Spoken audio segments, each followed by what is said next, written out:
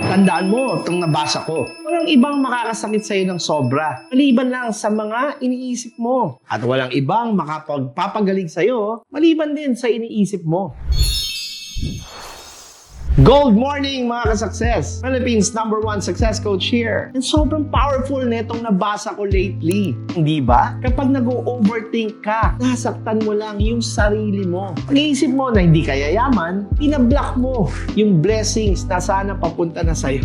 Kapag negative naman yung mga iniisip mo, negative din ang dadating sa'yo. Pero sarili mo lang din ang makakapagpagaling sa'yo. Pag iniisip mo na ikaw ay yayaman, maniwala ka na ikaw ay talagang yayaman dahil yan ay iniisip mo na. At kung may sakit ka naman, isipin mo rin na ikaw ay magaling na. Dahil ang sakit mo, automatic na mag-fade away at mawawala dahil ramdam mo na at iniisip mo na wala na ito. At dito tayo magsisimulang magbago sa pagiging positive na thinker. And with that, always say yes to success!